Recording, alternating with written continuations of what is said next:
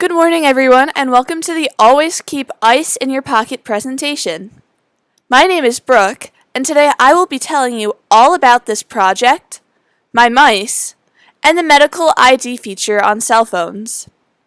Feel free to input questions into the chat box, and I will answer them at the end of the presentation during the Q&A session.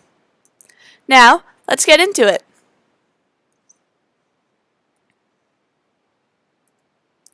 Always Keep Ice in Your Pocket is a Girl Scout Gold Award project dedicated to stressing the importance of and promoting the use of carrying a form of identification, physical and/or digital, that contains essential personal, medical, and emergency contact information.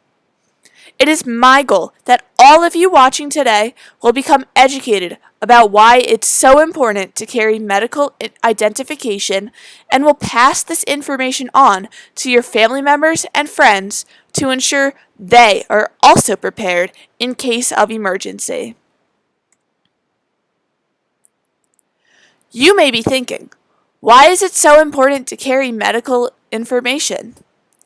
Well, I started this project after hearing tragic stories of people who got into accidents and did not have proper identification on them to let emergency workers identify and safely treat them. Should you ever become incapacitated and need to be treated by an emergency worker, the worker needs to be able to identify you, know your essential medical information, such as allergies and the medications you currently take, and know who your emergency contacts are and how they could get in contact with them. So, as I mentioned before, there are two different forms of emergency information you can carry, a physical copy and a digital copy. Let's go over the physical identification first. I created and designed mice, and unlike the creatures that cats chase and that I'm really afraid of, you have no reason to be afraid of these mice. These mice are here to help you. MICE stands for Medical Information Card for Emergency. It is a small, lightweight card you can carry in your wallet. It contains essential information emergency workers need in order to treat you safely in case you ever become incapacitated. The mice contains your name, date of birth, address, emergency contacts, and it's super important that you write at least one just in case one of your contacts is with you at the time you become incapacitated. Your healthcare provider, known allergies, known medical conditions, and the medications you currently take. Some of you have mice already out in front of you, others have mice coming in the mail, or if you just don't have any mice at all, you can always print your own set of 8 off of my website. The link for the website is in the description of this video. If you do not want to print your own mice right now, you could get a piece of paper or take notes. I'm going to go step by step how to fill out the mice, and I will dedicate a few seconds after each instruction so you could fill out the card and/or take notes. So first, the mice is the size of a standard credit card, meaning it fits perfectly into your wallet, just as a credit card or your Starbucks reward card might fit into your wallet. The top and side of the card say in bold letters, Medical Information Card for Emergency. When you finish filling the card out, please place your card into your wallet with that phrase facing upwards. By doing this, emergency workers can easily find your medical information when they look for your identification. So the mice has a front and back side, and the front side has your basic information. So first is your full name. Fill out your name on the line provided now.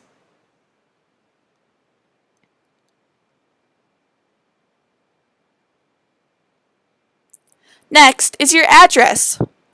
Write your address on the line.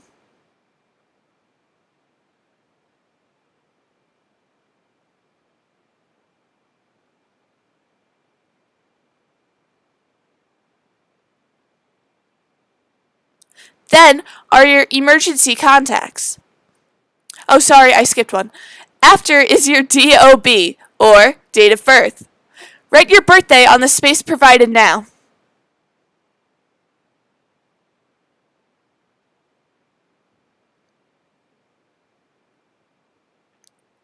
Then are your emergency contacts.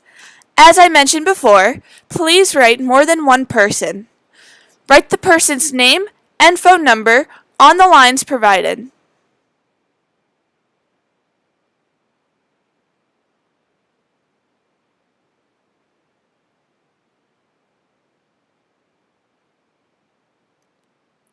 After is your healthcare provider. Write his or her name and phone number on the line at the bottom of the card.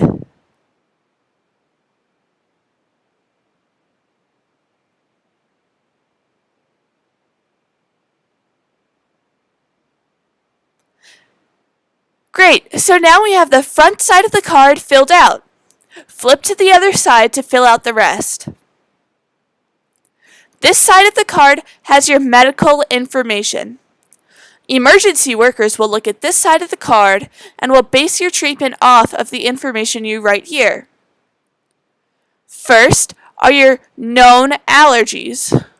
Please write allergies you have in the space provided.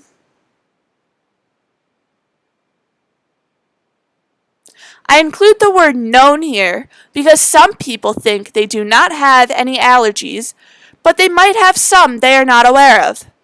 If this description sounds like you, please write none known. Again, that's none known. I just typed it out in the chat box for you all to see. It is better to write none known instead of leaving this section blank, so emergency workers are not questioning, oh, does this person have any allergies, or did they just forget to fill out the section, or did they intentionally forget to fill out the section? So it's just super important that the emergency workers are aware that you don't have any known allergies.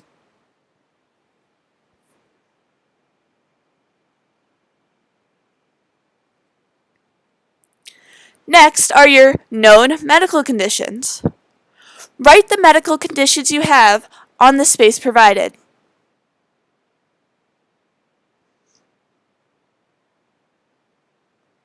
Again, the word known is here. Some people think they do not have any medical conditions, but they might have some they are not aware of. If this description sounds like you, please write none known. Again, that's none known.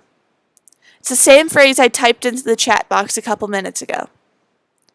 It is better to write none known instead of leaving the entire section blank, so emergency workers are not questioning whether you have any medical conditions or not.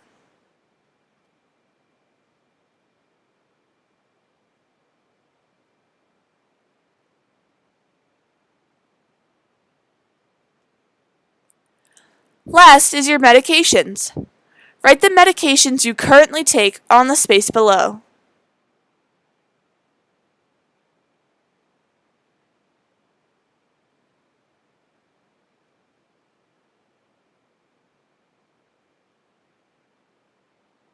Congratulations! You just finished completing your mice. Take time now to place it in your wallet with the bold medical information card for emergency phrase face up. You need to make sure that phrase is entirely visible in your wallet.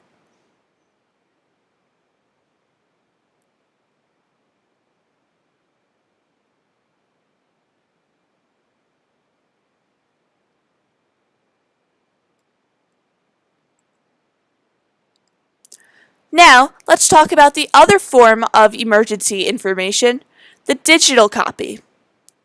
Did you know that all modern phones allow you to input your emergency information? It's really cool. The medical ID is a feature on your phone that contains essential emergency information.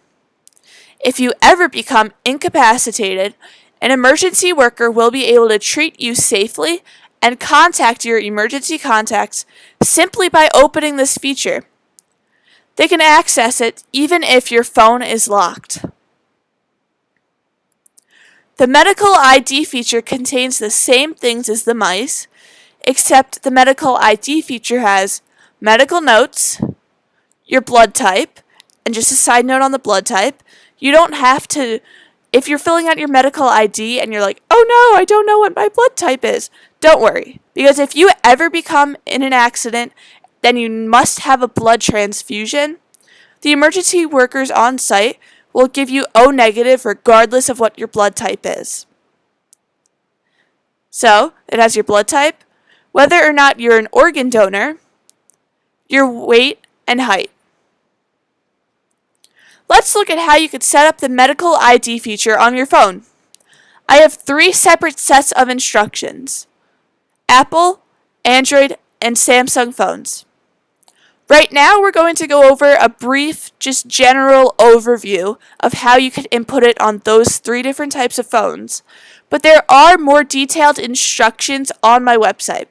I will show you exactly where to find them on the website at the end of this PowerPoint.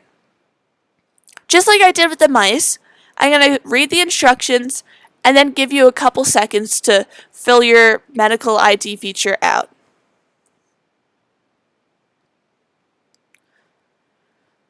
So first, let's look at Apple iPhones. You set up your medical ID in the Health app, and its icon is shown here in the top right corner. Please note, you must have the Health app set up prior to filling out the medical ID. You will know if you have to set the app up if you open it, and at the bottom of the screen it says Next in like a blue background behind it. So you just tap on Next, and then it brings you to like the next screen, and it asks about, do you want to sync your information with iCloud? And it just kind of asks for your basic information like name, whatever, date of birth. So you just fill that out, and then once you actually get to the start of the screen, you tap on the medical ID tab in the bottom right, and then you tap edit in the top right. So that's the case for older phones, but on newer phones, you would tap on the little circular icon in the top right corner, and then you would tap on medical ID, it's the second drop down they give, and then if you've never set it up before, you tap get started, or if you have had it set up before, you tap edit in the top right corner. So you enter your medical information in the spaces provided, and then you click done. And you want to make sure that there's a button that says show when on lock screen. You want to make sure that button is green. So then that way, when you try to access your medical ID from the lock screen, the little button that says medical ID will be there. If the button's not green, it won't show up, and the emergency worker will not have will not have access to your medical ID.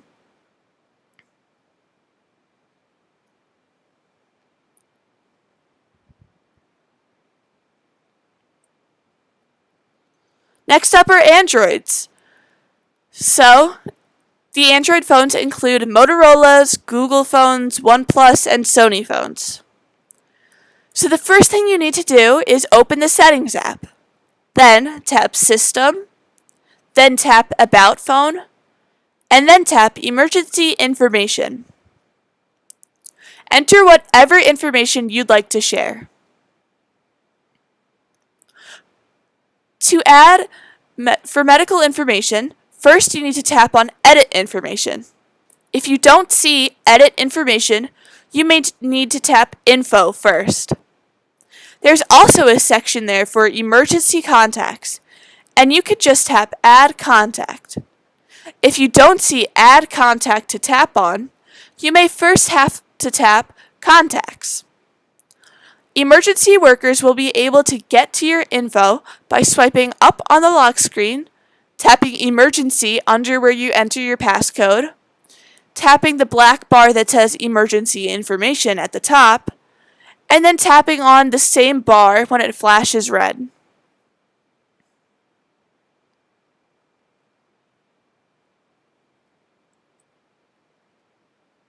Finally, let's look at Samsung Galaxy phones.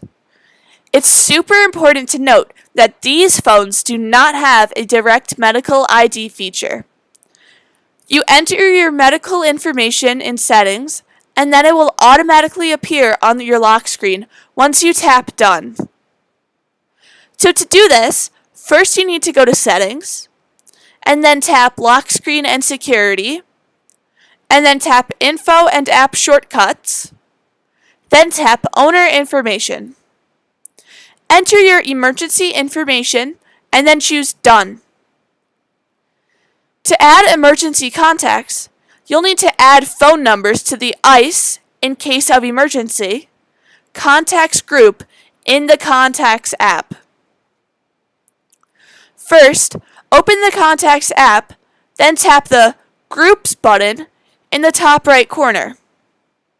Tap on the ICE Emergency Contacts group and add your emergency contacts. Then hit Save. To enable the calling of emergency contacts from the lock screen, you'll need to make sure your phone is locked first. Then, go to the lock screen without actually unlocking it. Hold the phone icon and drag it to the center of the screen. When the keypad shows up, hit the Emergency Call button. Then, you can add contacts from your emergency group by hitting the plus symbol by each new contact. You can have up to 3 contacts from the ICE group. Once you're finished with this, your information will now appear on the lock screen.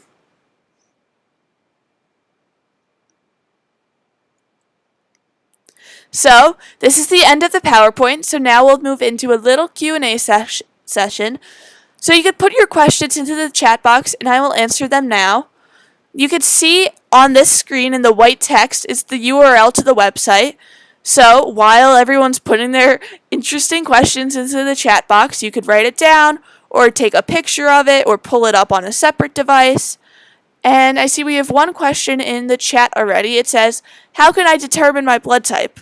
Well, you specifically can't determine your blood type. It's the doctors determine your blood type. And what they do is they take your blood sample, they bring it into the lab, and if I remember correctly, because we had a whole chapter on determining blood types in my anatomy class this year, they separate it into like a couple different categories, and they have like the anti-A blood solution and the anti-B, and then whichever blood clumps for like A, B, or O is the blood type you have. And there's another way to see if you have positive or negative blood. But you personally can't. If you don't know what your blood type is right now, you can't figure it out without having a doctor look at it.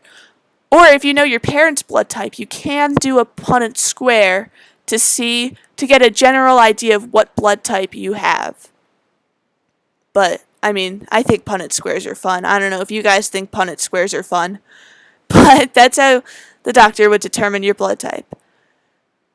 Another frequently asked question I got, the most frequently asked question actually, was what exactly is the Gold Award? Because this project is a Girl Scout Gold Award project, and people don't exactly know what the Gold Award is. So the Girl Scout Gold Award is the highest earning award a Girl Scout can earn. It is a project that not only benefits the Girl Scouts community, but it also has a national and global link. So, anyone on the internet right now could look up always keep ice in your pocket and find this live stream or find this website or the social media accounts. So basically, if you're anywhere in the world, as long as you have an internet connection and a computer or a phone, you can learn all about my project. So it's really cool. Another question I got was, how many emergency contacts can you add? On an iPhone and an Android, I'm not exactly sure, but I was helping someone fill out the medical ID on their iPhone. They were like, "Oh, I already have emergency contacts." And I looked at their phone and they had 8 emergency contacts entered. So, I was like, oh, you should probably only have like 3 or 4. So if there were a limit, I would probably assume 10. I know for a fact on the Samsung phones, you could have up to 3. So yeah, only 3 on the Samsung phones. Another question I got was, when you're filling out the mice, should you write your relationship with the person you have as your emergency contact? And the answer to that is maybe, because it's more important that you get the person's first name, last name, and phone number down. You need to make sure it's legible and like anyone can decipher it. So if you're trying to squeeze their phone number and their name in on that line just so you could write like in parentheses child or spouse or sister, then it's not worth it to write it. Because the emergency workers they'll be like, oh, okay, this person is the incapacitated person's mother or brother. But they're just more concerned about their name and their phone number. But if you have leftover space, go for it, but it shouldn't be your top priority. Another question I got was, does your emergency contact have to live nearby you? And I was thinking about this question a lot because I got it yesterday morning and I didn't have a definite answer. And I've been thinking about it like all day, all night. And it would be ideal if they lived nearby you. But then I was thinking, well, what if you're traveling in another country or to another state? Then that emergency contact won't be nearby you.